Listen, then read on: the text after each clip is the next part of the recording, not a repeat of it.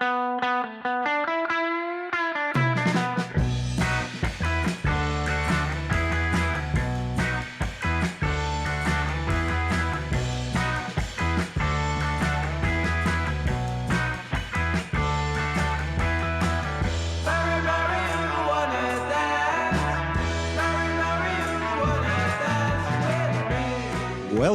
to High Tea with Derrick and Rens, a special English episode. It's a podcast about cannabis culture, and my name is Derrick Bergman. And my name is Rens Hoppenbrouwers. This episode is sponsored by Dutch Passion, one of the world's oldest cannabis seed banks, offering a range of original classic varieties as well as great new ones, available at dutchpassion.com. We are honored to welcome Lorenzo from Terps Army here in the HighTeaPotcast today. Thank you very much for coming down to the Cookies Lounge, where we are actually recording this episode in the heart of Amsterdam. Hello, everybody. Thanks for having me. I'm super blessed to be here. And super happy. Hello. Nice. Yeah, we're gonna have a lot to talk about from your first joint till like the coffee shop in Amsterdam. But we're gonna focus on your incredible story and on the Terps Army that just opened the Dutch coffee shop, and we're gonna talk about everything more. So we will limit a bit our regular news segment to just the High Life Cup that was just awarded here in the Netherlands, the biggest and oldest competition for weed and hash that we have in Europe. And we'll have our other regular segments, the listener's response, the archive segment, the old box or the Ouwe Doos, and some wise words to end the show. Yes, but first of all, let's start with that very important question. What's in your joint today?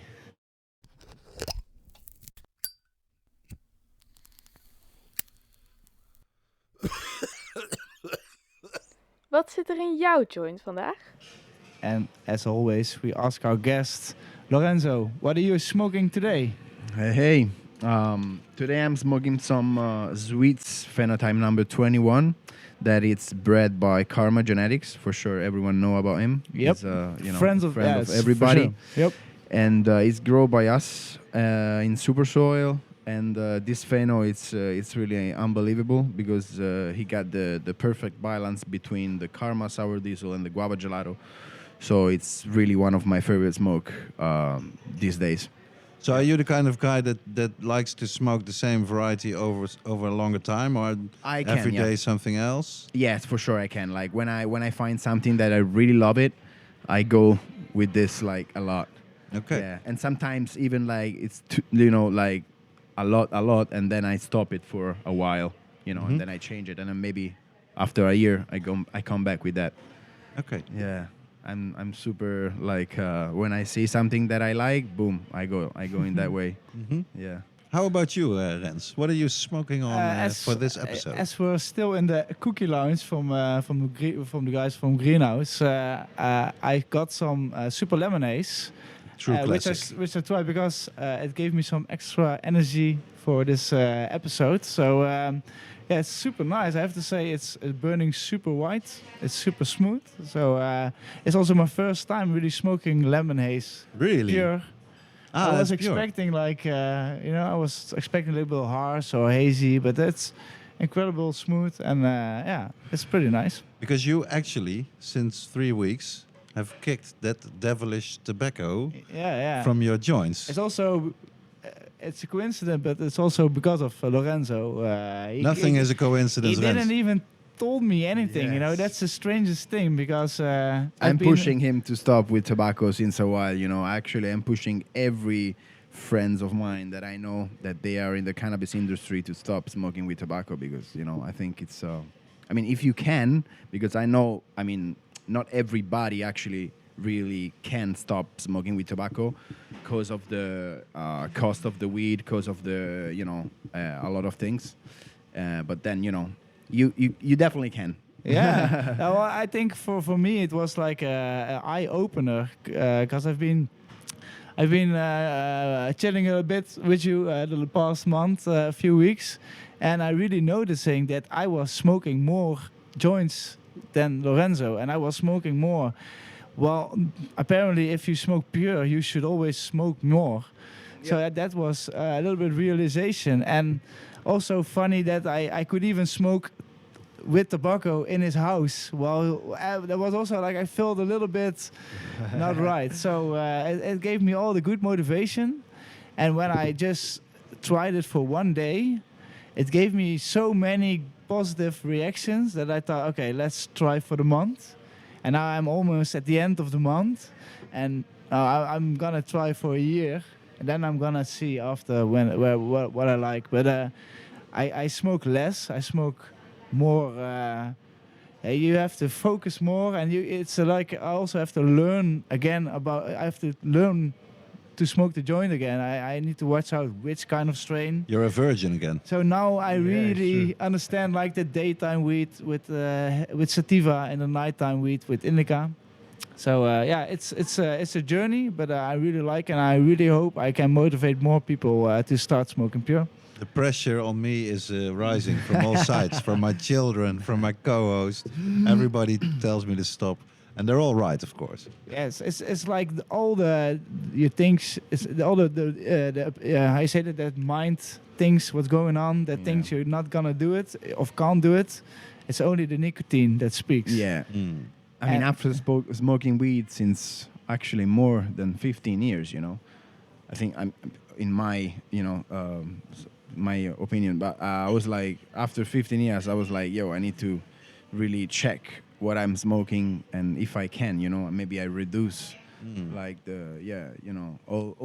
before when I was smoking with tobacco, I was smoking every weed, because I was not really, seeing, and when you're smoking, you don't really, realize how, the effect on you, or if it was growing good or not, or if my throat, was feeling bad or not, because I think tobacco is it's cover some things, the effect or the negative things or the positive things of that weed. So, for sure. Yeah, it's really eye opener, and for everyone, just try the first 2 weeks. That's the most heavy part. Yeah. Then I was still thinking, okay, can I still smoke a hash joint with cigarettes? But just don't try it. Just smoke pure. Or do like Joachim from Greenhouse does, and use the CBD weed if you want to smoke a hash joint. That's really good. Yep. Yeah, that's for sure a cleanest way. Yep. So I'm getting there, people. It's in my longer term planning to also kick the tobacco. He's feeling the heat. I'm feeling the heat. Also from some growers that I know that grow real nice weed and say all the effort we put into it, and you got them put that tobacco in there. You gotta be crazy. Yeah, it's almost like a disgrace. So I almost do not dare to say it, but in my joint at the moment is some dark tobacco. But also, at least he's honest. But also a really nice sample. It's almost gone of Seriosa. It's a strain from Serious Seeds, and it was one of the contestants for the High Life Cup. I think they came in second or first in their category, and a really lovely, obviously mimosa style strain. But very well grown, very well dried. So I can have just one tiny tobacco joint with what's left, and I'm smoking it through this episode. Really nice weed. Super happy actually to see this, because I got the Seriosa on my menu here in Amsterdam. Okay. I swear. It's a very nice strain. It's a very nice mix. Yeah, for sure. Yep. Yeah. Then you have a cup winner as well. That's funny. That's how coincidence. I say also we are talking about the High Life Cup. There's also going to be something in the news about the High Life Cup.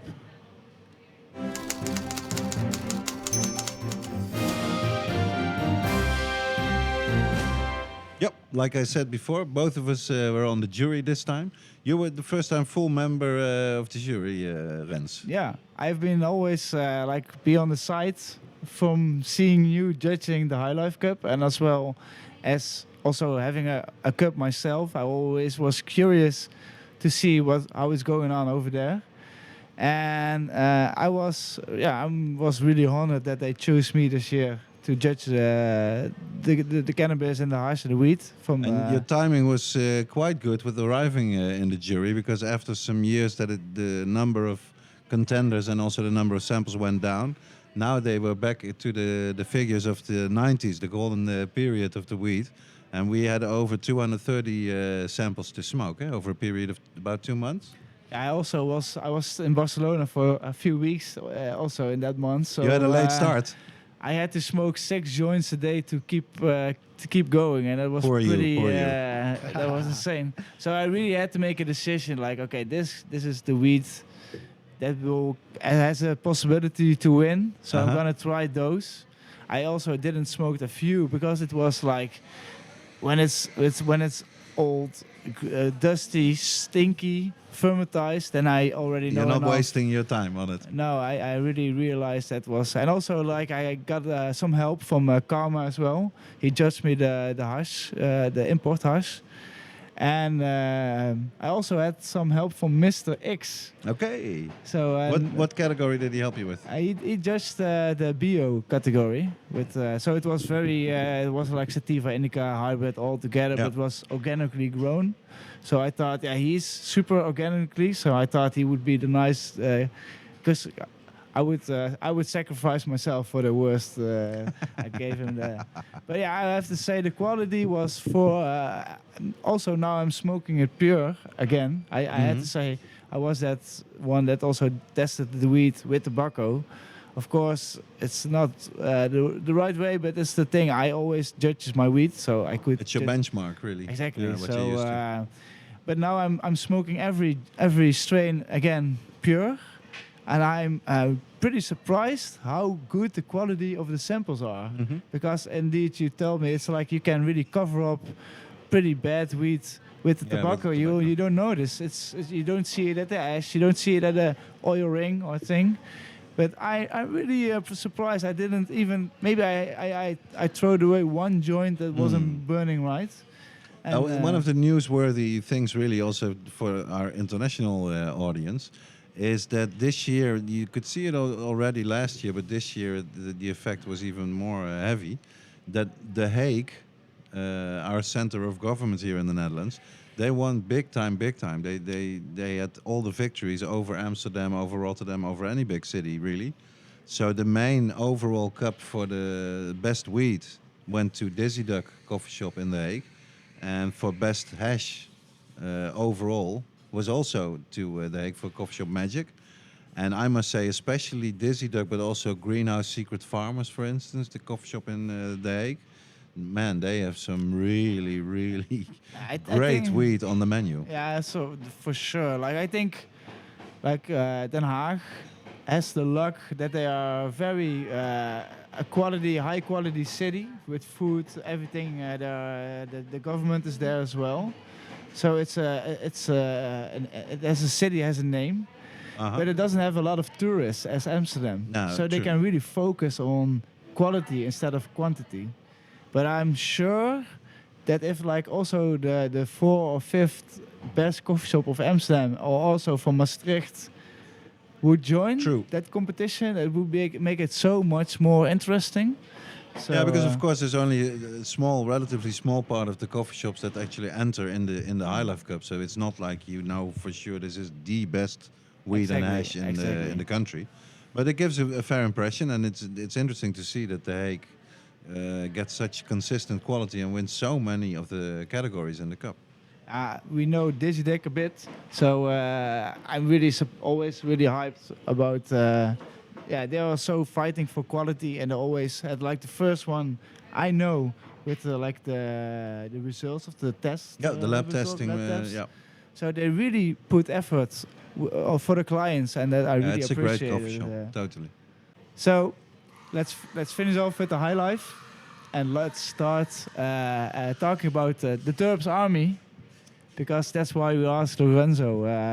And I'm going to ask you a question which we ask every guest, and that's also a nice start off. Yep. Like, how was your youth? How did you grow up? Where did you grow up? Can you tell us about it? I've born in Italy, in Rome, and I grew up, 40 kilometers outside from the city. So it was like really good, with some. We got some big garden with a lot of animals, but weed it's still illegal and was illegal also. So for us was really hard, and we had so many problems, also with the police. I was growing weed in 2009, and police actually caught me with 9 plants, and I did 4 days in jail. Wow. And then nothing too bad, but For it was 9 the first plants. time. It was for the first time. Yeah. And I was really realized that bad, this is not my city. I don't want to live here. You know what I'm saying? From there, in 2013, I moved away in Barcelona with my partner Andrea, and in 2017, actually, we opened the first cannabis club out there, and weed for me. It's everything. It's one of my biggest passion. That I always love it so much, but I never could show my ability, my possibility to my people, to my family, to my friends, because out there was completely legal, and people was calling you you're a drug addict, blah blah blah. You know what I'm saying? And now I feel really blessed to be here and to be able to working with this, and nothing actually. Well, we was 2017 first cannabis club in Barcelona. Terps Army was actually came the idea and the name came out. I need to thank Franco, the big Franco from the greenhouse that is not with us anymore since already 4 years. And he always was writing Cannabis Army in every post.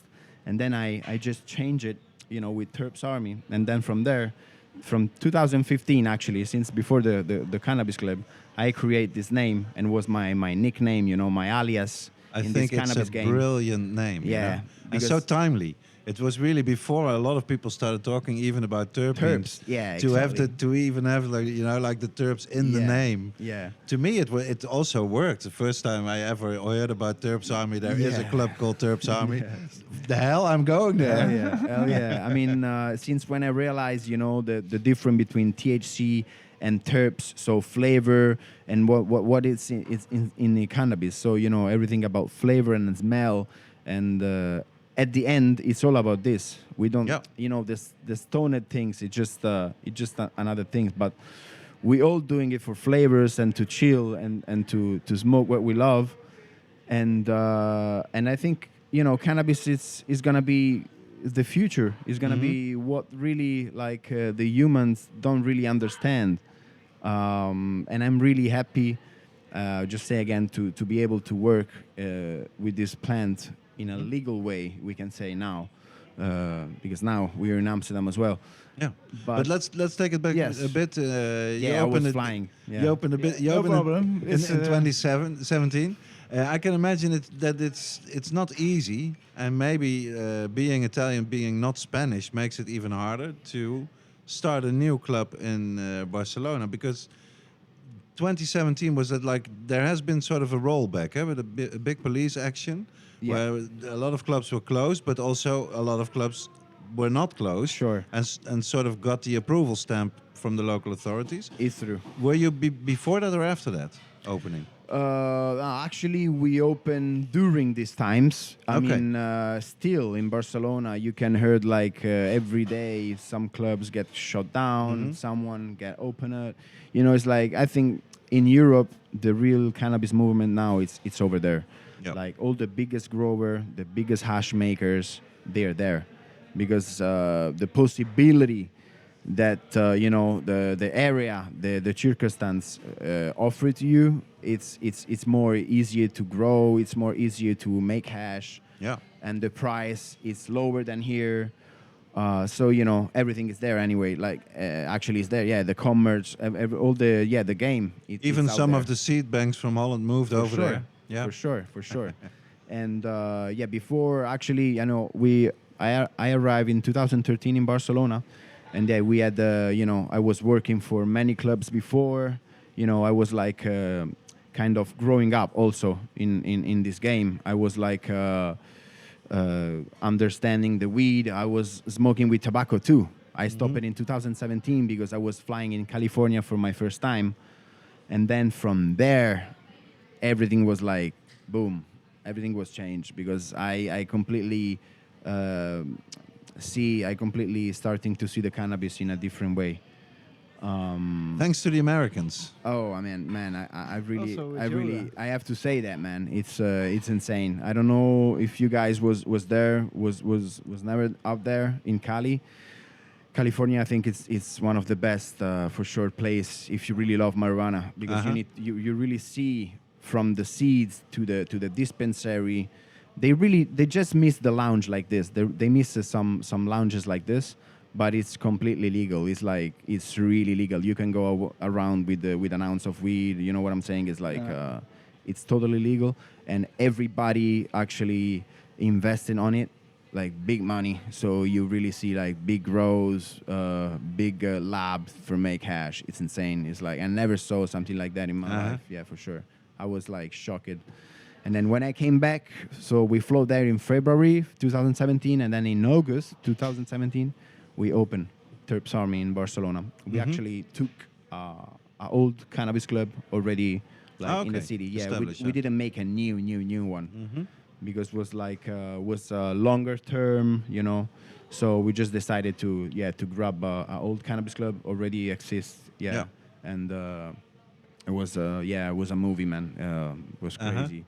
Yeah, also because we know also a lot of rappers from Italy, so they came in, they smoke with us, and the hype it's just became on the sky, man. It's crazy. Was full of people, and then we had also like some problems with the police out there. In 2019, we had they shut us down for 1 year, but after 3 days, actually, we found another place to work. Okay. So now actually we have two places. Yeah, it's crazy. Now we have two cannabis club in Barcelona, and it's like mythology. You have the snake, and you try to get off the head, and then you have two heads. Somebody tried to chop us down, but then we came up with two heads. Yeah, it's fantastic. So it's what was important to you before you open? What kind of a thing do you think was important to have in the club? If we talk about atmosphere, menu, that kind of thing. For sure, people really understand if you put love in what you're doing. Like, I'm at the club every day. I'm the first, member of my club. If I have something fire, I'm gonna grab it for myself. You know what I'm saying?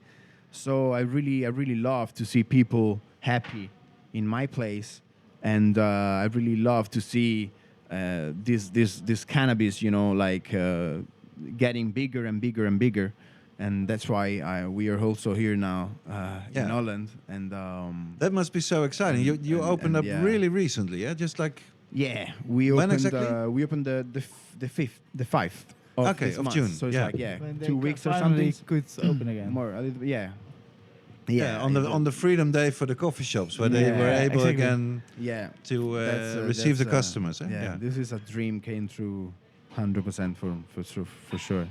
Because of also the Amsterdam thing or the Dutch thing, why is it a dream to also be here? Because Amsterdam, I think for us, for the Italian people, for all the European people, and I think also for the American people, because they came here years and years ago in the coffee shop to smoke and chill all together, because they don't have this place out there. Yeah, it's legal, but you need to go like in a friend's home or I don't know, in the street, but they don't have this kind of place where you buy and can chill and take a coffee, in the terrace, you smoke. It's just Amsterdam. This is unique. That's why Amsterdam is unique. Yeah. And I came here last time actually in 2010, and I was with my partner, and we was like just in holiday. And now, just 11 years after, just came back with a coffee shop. It's kind of, it's. That's really crazy. A dream. It's crazy. It's crazy. I mean, I'm so happy because I really love it, and I want to put the best that we have. All my time, all my effort, I'm gonna put into it. How do you sort of look at the competition, or like what are now your colleagues? Do you feel like I have to work really hard to get to the standard, or are you more like, You know what? I can show the stuff that we also have in Barcelona that's I know is really good? Yeah, our quality for sure it's amazing because I say before before I take the weed for myself before and then for the people, because I really smoke weed every day. I eat edibles. I really believe in cannabis. I'm not just open up like cannabis club and things, but I really believe in these plants years and years before all this happened. So for sure, I'm super happy, and I can't wait to see all my people out here, because Amsterdam it's one of the best city in the world for sure for these unique things, for the coffee shop and for the for the freedom of the cannabis. Yeah. So how has been the first 2 weeks? Wow. How have been the reactions? Was mad crazy. The first day we got the line, big line, and every day some friends coming up from Italy, from France, from Germany. It's really nice. People showing love, and we really can't wait to expand ourselves. We wanna do more. We wanna get Terps army, in high. It's not an army for nothing. Eh? Yeah. An army has to invade, of course. Sure. Eindhoven could need a Terps army. Yeah, I wouldn't mind. I wouldn't mind having one in Eindhoven. I would love, yeah, for sure. or that kind of things. That would be sick. Can you tell us about how the first day was? Did you had any time even to enjoy the day? Actually, I had a problem with my phone. Yeah, just tell us. I was just about to ask everyone. That's why I was like a little bit more free. Because actually the 4th of this month, the day before we opened, I had a big problem with my phone. I lost my iCloud. My phone was broke, so I couldn't enter in Instagram for like 14 days. So I was like, man, I was. You were crazy. Digitally dead. Yeah, man. After 14 days, I took my phone again. I go in Instagram. I was like 250 message. It was fucking crazy, man. But it was super busy, and I was just so happy that the people love our product and they really see some different. Because I see Amsterdam. It's since '89, right? That the coffee shop are. No, since 72. Oh, wow. 72. Wow. Almost Holy 50 shit. years now. Yeah. Almost 50 years. So it's like it's a normal piece of cake in the industry. You know what I'm saying? It's like a supermarket almost, kind of. You maybe have a little bit more control, but the quality I think is really going down. Has a lot to do with the repression, of course. Yeah, the repression. Yeah, you can't grow no more. You can do nothing. So everybody has to buy the weed from the same guy. So everybody has the same weed, has the same products. I mean, most of the time. But I think Amsterdam is gonna come back for sure again. And I'm super proud to be here. And, let's hope so. Yes. I think a lot of listeners who will listen to this episode knows your Terps donuts. Oh yes, for sure. That's the maybe Derrick also knows. Yes, that's a special joint. Can you tell me how you started with it and how the hype created? That's a special joint with you need some full melt bubble hash or hash rosin, live rosin, and then it need to be like a big joint, like 2 grams of weed. And like 0.7 or a gram of full melt or rosin. Whoa. You really need to make like a little snake with this hash, and you need to put it in the middle. You need to exactly try to put it in the middle of the joint, and then try to cover it with all the weed without that snake is gonna stuck in the paper. Yeah. And then you're gonna roll up as a normal joint, and then when you light up, you can really see like the whole from that ash, and then the whole hash it's melting inside. It's something crazy. Like it's a really. It sounds very tasty. When I saw the first time, I was like, "What the hell is that?" And I saw it from Team 10, from Smokey, from Extracted by Smokey, and then the real the first one, that like the creator, it's Bobby Trill. It's a guy from California that he was smoking this since 2014, 2015, and he always was the calling Americans. donuts. Yeah, always Americans. But then I'm the first who branded out. Like I made a brand out of it. Yeah, it's the Terps donuts, and sometimes I have them available in the club in Barcelona, in a coffee shop in Amsterdam. Roll it by me, handmade it. So they're not too many, like maybe 3 or 4 a day. Okay. But it's something special that yeah. So they're available at the coffee shop as well? Yeah. Wow, Yeah. that's amazing. Yep. That's But you got to be lucky to get one. Oh yeah. What do you think? What is like the biggest difference between like the Dutch coffee shops and the Spanish social clubs? If you know, Right. Compare. feeling it. For sure. I mean, coffee shop is like a bar. I mean, you have an open door. You see outside, people from outside see inside, and you can like make your own name outside, like a logo or whatever. And in As long as there's Barcelona- no weed leaf in there, eh? Yeah, Because for that's sure. a problem here in Amsterdam. Exactly. Yeah, I had to change my logo for Yeah. it. And You already found out. But it's nice. You wrote, coffee shop. You know That's what I mean. good. You really Coffee shop you is good. can see it. Reggae in colours Barcelona, is it's just a door. It's a regular door without anything outside. So True. if you pass through, you will never know in your life. So you need to I know. have done it many a time, even if I have the address. Yes, exactly. So you need to really know somebody who's member. Yep. And then that guy need to take you there, and you need to go with your ID and like make a proper like inscription. Yep. That normally you pay like €20 per year, and you member. And the difference is that the law say that in Barcelona you can't take nothing outside from the club, so you should smoke everything inside the club. So you go outside like fucking super stoned, and then at home, I don't know how you're gonna get your weed, but for sure, everybody, bring your home weed. Yeah, bring the weed at home. But yeah, it's big different. Here, it's more freedom. You can light up a joint in the street. When you go out the coffee shop, nobody stop you. In Barcelona, you can get in trouble, even if you have a joint with you. It's not allowed. It's just not allowed. So the rules are pretty like, super hard. It's like in the club it's okay, in your house it's okay, but in the street it's like not okay at all. You can't smoke, and you can't have no 1 gram with you. So Maybe only in the best country. yeah, exactly. Yeah. Like, okay, the thing is that you can't smoke. That's a terrible thing. But I have to say that when I was in Barcelona, I really thought like this is an awesome solution. Yeah, In a city. to hide. No, like to hide, because like Yeah.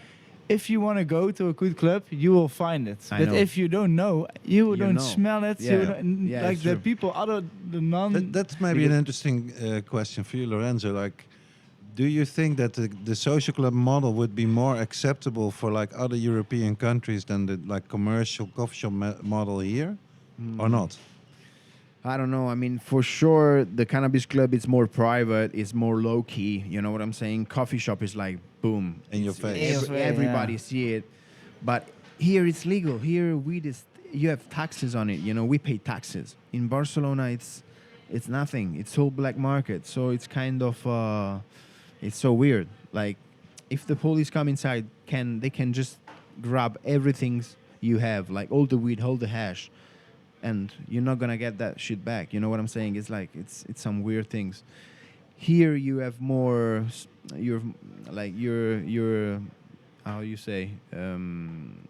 You're more safe. It's Still a not little more 100%, of course. safe. Yeah, Here it's more as long as the weed is in the coffee shop, exactly. then you're good. Yeah, But wherever you stash it, that's for you're sure. still Wild That's West. for sure. That's huh? for sure. So, But when you but have the relative coffee to shop, Barcelona, that's yeah, 499 grams. Yeah. You there. That's the menu. Nobody never can more than fuck around. 500. No, Yeah. it's true, and then they Yeah. can't do anything. Is enough 500? Yeah. Would you say so? I don't know. I have not even 499. Okay. Yeah, 485. I would say go if you are 490. in a good location in Amsterdam on a good day where there's normal post-corona tourism, Yeah. half a kilo will not get you through the day. Oh yeah, no. I mean, how much you can have at per a time you can store in your coffee shop.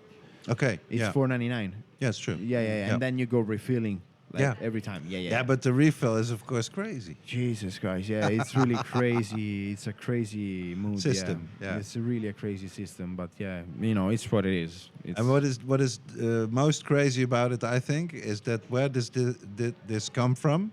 I was very curious about it. Where did the 500 gram come from? It's true. And it's really just one conversation between one politician and one coffee shop owner. I think not in Amsterdam. No way. And they were just talking like over coffee or maybe over a beer, saying, yeah, how much do you have? Like, how much would you have in the shop? How much you sell a day? And he would go, well, like about half a kilo. And that just stuck. And that's how it's got into the law. It makes no sense whatsoever. Because if you are right in the middle of Amsterdam, you can have that amount. He could have said 5 kilo, and then you could sell 5 kilo. If only he had. Holy moly! He was That's quite crazy. stupid. Yeah. So it's a lesson. If ever you talk to a politician, if you're a coffee shop owner like you are now here in the Netherlands, never mention any of the Crazy. figures because before you know it, They're gonna put it as a you're law. stuck. Yeah, they put it in the law. I think I sometimes get a message from people like they made like the question like, how can I work in the cannabis industry? But they might also ask you that also a lot. How do you get into it? I mean, What can you say to the I was listeners? like my first things ever was I was working in the street in Barcelona as a promoter. I was bringing people Okay. into the cannabis clubs, and actually the first cannabis club that I was working to is actually now the Terps Army in Barcelona, like the main one. Yeah, well, was So a yeah, really start nice at the story. bottom basically. Yeah, If you have to. Yeah, it was the first actually club I was into. It was called Club Marley, and you know, the owner was also he was also giving me a house to rent, you know, for the first years. So that's why I really knew the owner very well. And then when my partner came from Italy and we was ready to open Terps Army, we was like, yo, where we should get, you know, which club we should get. And I was like, let's go, you know, let's go in this one for sure. Because the owner didn't care. You know, the quality was shit. The club was so big, but was shit, like was crap. Nothing really, you know, like the design. He didn't put no love into it, you know. He was just taking what money was at the end of the day and then keep going, you know. He had like a pizzeria and all other stuff. He wasn't even smoke joints, you know what I'm saying? Like, he didn't care about it. And then I was like, yo, that's the place. We could do better. That's the place. Yeah. We did. Well, you definitely did. But also, like, I want to say the big respect to El Guapo, because that's the coffee shop you work together for with. sure.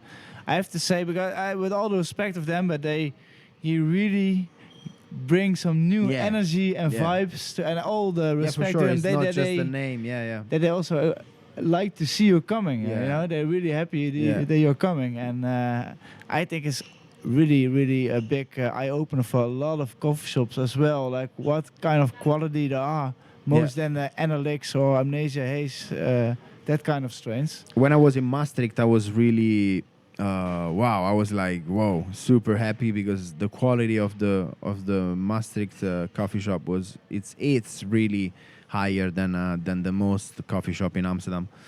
And I was like, right, you know, like this is the fire, and I want to be like this too, you know, but in Amsterdam. So yeah, and like we talked about, some of the best coffee shops in The Hague also, I would say, they can compete with even the best ones in Amsterdam. Yeah, so for sure. Yep. But it's very interesting. I think in Amsterdam the problem is, and honest coffee shop owners, they will admit it, you get like 2 million new customers every year, and even crazy. if they are very disappointed by what they're buying or the experience they had, it doesn't matter, a new one will come, you know, because it's such a magnet. Yeah. And then so if you think short term, you just, you know, you don't spend too much on buying your weed, not For too sure. much on all the other stuff, and Because still they make already a lot of get money. so much money every day since years and years. So they just get, you know, everything they get is just it's just plus money. Yeah. But they don't invest on it. They don't put some more money to make some better menu. But we're here for this. How did you follow the problems and or the discussion about the criterium? Maybe you noted like about. For our English listeners, they have no idea what the criterium is. I'm sorry. I was like, what? It's like it's. We call it the tourist ban. Yeah, it's for like coffee shops. Oh wow! Tourists no longer allowed. Okay. They want to. The mayor wants to at least try this system that has failed horribly in every city that they tried it. But still, they want to try it here, where it will be the worst idea ever. For sure, it's gonna be impossible because Amsterdam just live from this tourists. You know, these tourists that come to in the coffee shop, they're gonna rent the hotel, they're gonna go in the restaurant, they're gonna, you know what I mean? Like they're gonna move. You the understand city. this, but the mayor obviously doesn't. Nah, they will. Because what they keep talking about is that's a low quality tourism, they call it. Okay. And the idea that people that go to the coffee shop, they do not spend any money outside the coffee shop. They're only here to get high. Okay. It's like a total framing and stigmatization of people who use cannabis. Nah, but I think it's gonna be really hard for Amsterdam to really go into this. It's too at hard. the moment. It looks like they want to give it a try, and then maybe if it's like all the experts, because they just had an expert meeting here in Amsterdam in City Hall, where all the experts that they had said it's a very bad idea for Amsterdam. That's for sure. But you think they're gonna really do it? Like they're gonna try it? That's the $1 million question. Actually, I think they're not even gonna try it. They're not gonna try it. I hope so. But the situation at the moment is that they did have the expert meeting, and part of what came out of it is that they will have some new research, because City Hall, like the mayor, only based the idea on one piece of like an opinion poll. Right. But what did they do? They did the opinion poll in the red light district. So there they would ask the tourist, how important is the coffee shop for you, a reason to come to Amsterdam? And then the second question would be, if you are no longer allowed to come into the coffee shop, would you still come to Amsterdam? But they asked this in the red light district. Yeah, of course it's important because that's like coffee shop area. That's crazy. Number one, if they would go to Schiphol, the airport, and ask the Amsterdam tourist, for sure, will you no longer come? They wouldn't even mind. And also the whole idea that there are a lot of people that go to the coffee shops that are not really tourists. They are here for a conference. They are here to visit the festival. Yes, but they smoke weed. Yeah. So the thinking behind this is totally botched. But they're gonna lose so much money, man. You know what I'm saying? Like they're gonna lose. You know, then they will those find guys out. they are trying to say no. They're gonna lose money. Yeah. Because like people gonna make no money, like really less. The money will be made on the street. It's of course. since you say before, how many years coffee shop is in the city? Yeah, since 72. So how it's like you say supermarket is just for Holland. Or like what the fuck? Yeah. It's impossible. It's like people come in Amsterdam for this. That's it. That's it. And also what I think is very important, they do come for this. This is the magnet, but they also come for the other stuff. It's a great city. Oh, you that's know? for sure. It's very nice to be here, amazing. to take a canal cruise, go to some museums. Yes. They want the freedom and the whole package, you know. Yes, the whole package for sure. That's why. So that's why all the people and all the experts also in the meeting said they will still come, and if they're not going to buy it in the coffee shop, they're gonna buy on the street. Yeah, you know how many dealers they come at the up? station. It's gonna be crazy. And we've seen all this in the cities in the south of the country where they tried this already. All right. And it's just one big dealer party. They even come. But they keep trying, or they. Most of it have abolished it now. Right. I think there's about 5 cities left in the south, including Maastricht. But then if you Maastricht is already. It's already for no tourists since 2012. Yeah. Something like that. So that's the only city that started it right from the beginning. Right. And has kept on doing it. And really the main result is that most of the Belgian people and the German and French that came to Maastricht to the coffee shop, they now know you have to drive 20 kilometers further to the next city. And then you not have to buy on the street, but they're in the coffee shop there. That's so crazy. then they claim the success in Maastricht, saying, we get a lot less drug tourists. So it's such a crazy subject, really. Holy moly. Right on. I'm gonna for the last question. We were wondering, what is your end goal? Would you prefer to open a dispensary in America or open a dispensary in Italy, for example? America for sure. Just because in Italy it's I mean, yeah, you mind if it was legal in Italy, but Yeah, like if it's gonna be legal there. But if it's gonna be legal, it's gonna be legal in some certain way that we don't like. You private can't do shit. You know what I'm saying? Yeah, you need to do something with them or military or some shit. So I don't want to be exposed myself in Italy. You know what I'm saying? Okay. Italy is just family and roots. That's it. No cannabis with it. Okay. Maybe in 20 years. Maybe when I'm really old. So Terps Army, Rome. You know what I'm saying? Terps veterans. Yeah. But my goals actually it's I wanna put the merchandise online for everybody in the world, and it's going to happen really soon because we had some really big trouble for that. For the words Terps Army, we had some troubles, and what do you mean? What kind? Like for the approve for the seal for the worldwide because it's like a cannabis brand. You know what I'm saying? Because the logo had a joint and the leaf and a cannabis leaf. Yep. So we had some problems for that. And but we are on this. We get approved, so nice. I can't wait to we have the website already on, and I'm just taking care of these little last things, and super soon I'm gonna launch the first drop for everybody. Awesome. Yeah, that's I'm super happy. Looking forward for it. And, we People keep you. love the logo. We keep an eye on you for sure, Lorenzo. Yes. Hey, I say we go to the next segment, to the old box. I would say, and it's English from the archive.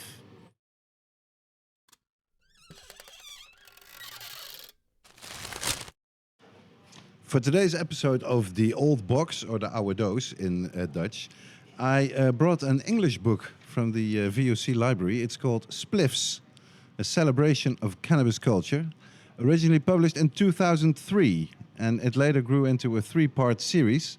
So Spliffs 2 and Spliffs 3 also are on the market. But I think the first one is still the best one, and it has a fantastic introduction by no other than Howard Marks, Mr. Nice, the famous British smuggler. And I want to quote from that.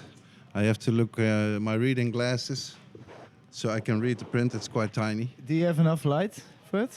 No, it's okay. Yeah. Okay. No worries. Perfect. Here it goes. Written by none other than Howard Marks himself. Mr. Nice. Mr. Nice.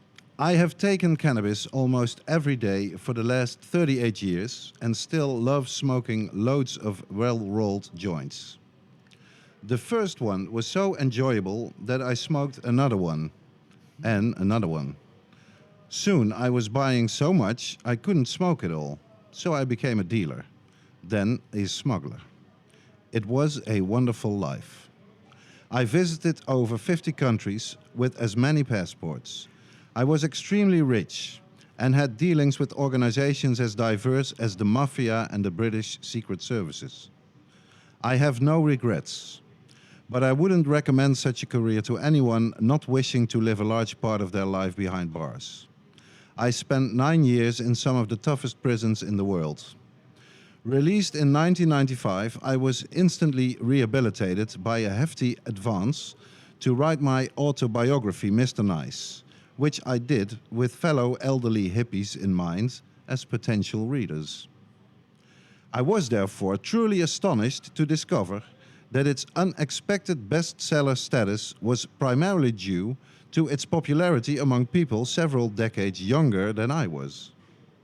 Through a plethora of media interviews and several public book readings, it became clear that the predominant reason why so many adolescents and university students read and enjoyed Mr. Nice was their frustration with the law prohibiting cannabis consumption and trade.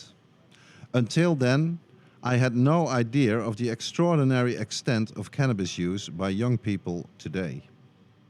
Swamped by the spotlight of media attention, I determined to use my skyrocketing notoriety in as responsible a way as possible, doing whatever I could to hasten the day that cannabis would be re-legalized.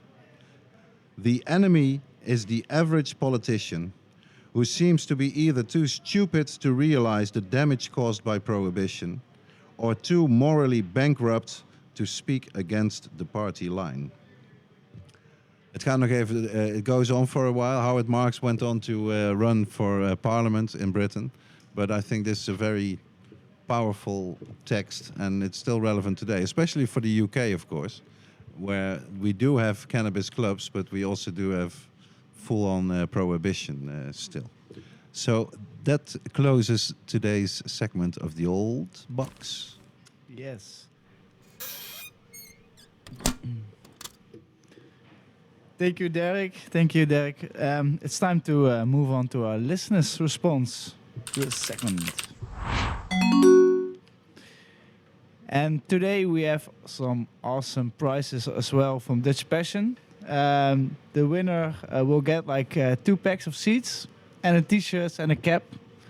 So I will need to text the one who won also his t-shirt size. We ask again the listeners for a question for Lorenzo, and somebody asked a very good one.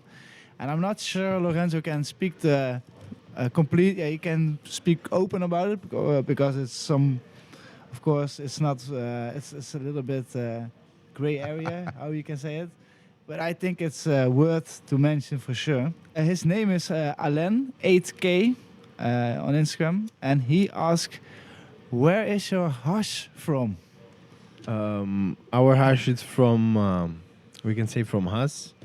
The really special things is that we put the whole room into it, like not the trim, not the small buds, but the whole plant.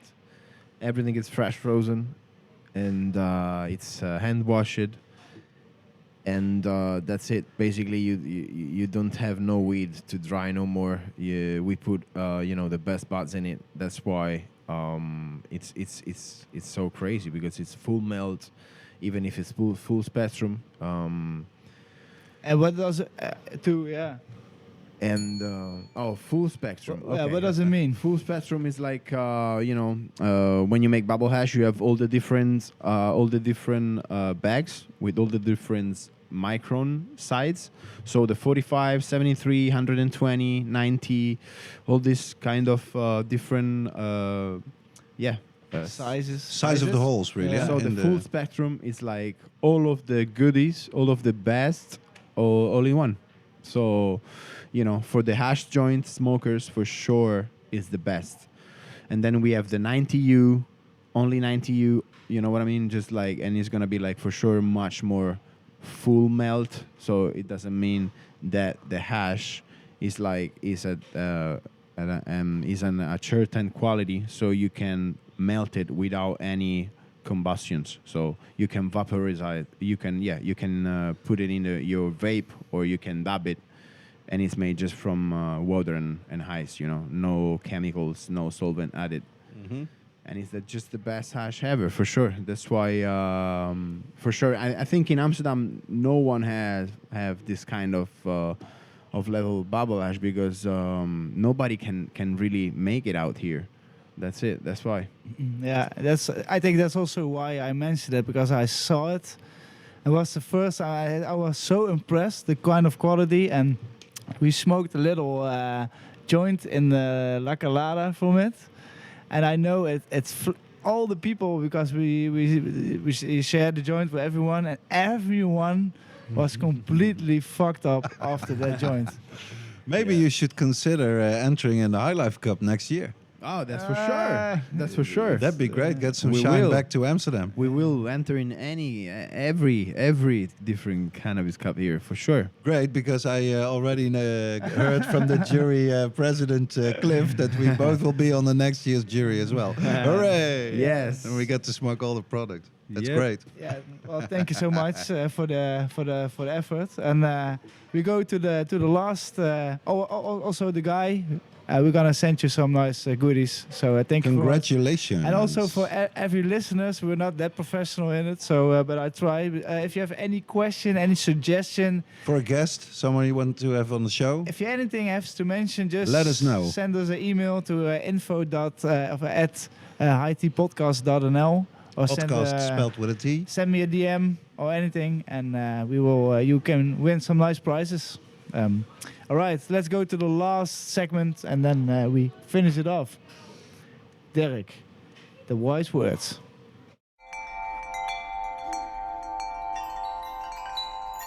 Wijze woorden.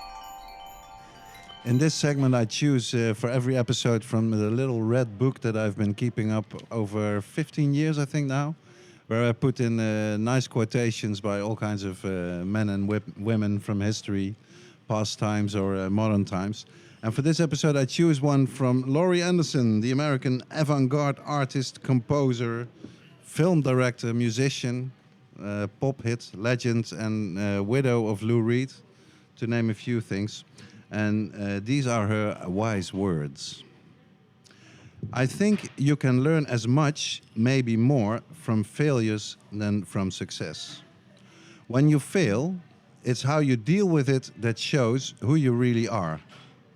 Those are the people I find myself admiring, how they make failure a positive thing.